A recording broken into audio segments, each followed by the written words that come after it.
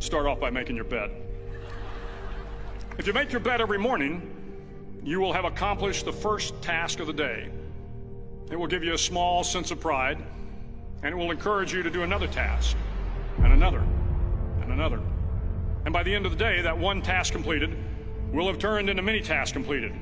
Making your bed will also reinforce the fact that the little things in life matter.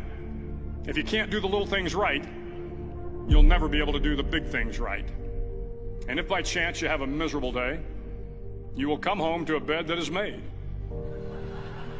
that you made. And a made bed gives you encouragement that tomorrow will be better. To pass SEAL training, there are a series of long swims that must be completed. One is the night swim. Before the swim, the instructors joyfully brief the students on all the species of sharks that inhabit the waters off San Clemente. They assure you, however, that no student has ever been eaten by a shark, at least not that they can remember. But you are also taught that if a shark begins to circle your position, stand your ground. Do not swim away. Do not act afraid. And if the shark, hungry for a midnight snack, darts towards you, then summons up all your strength and punch him in the snout, and he will turn and swim away. There are a lot of sharks in the world. If you hope to complete the swim, you will have to deal with them. So if you want to change the world, don't back down from the sharks. Over a few weeks of difficult training, my SEAL class, which started with 150 men, was down to just 42. There were now 6 boat crews of 7 men each. I was in the boat with the tall guys, but the best boat crew we had was made up of the little guys, the Munchkin crew, we called them. No one was over 5'5". The Munchkin boat crew had 1 American Indian, 1 African American, 1 Polish American, 1 Greek American, 1 Italian American, and 2 tough kids from the Midwest. They out-paddled, outran, and outswam all the other boat crews. The big men in the other boat crews would always make good-natured fun of the tiny little flippers the Munchkins put on their tiny little feet prior to every swim. But somehow these little guys from every corner of the nation and the world always had the last laugh, swimming faster than everyone and reaching the shore long before the rest of us. SEAL training was a great equalizer.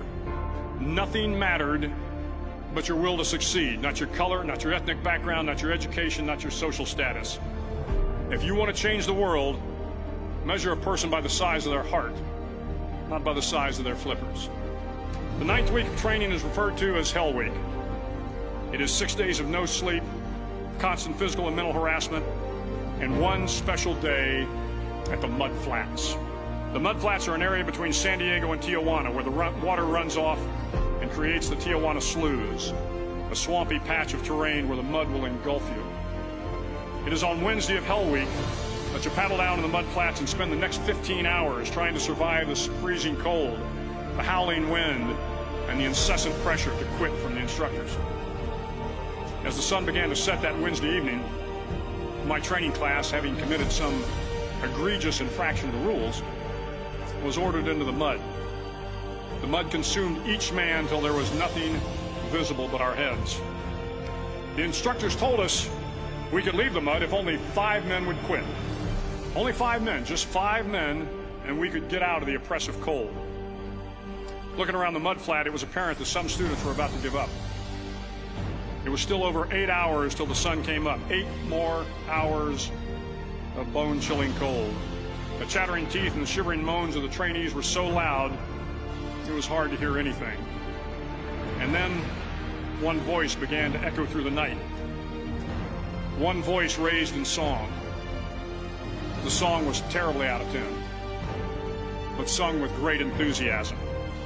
One voice became 2, and 2 became 3, and before long, everyone in the class was singing.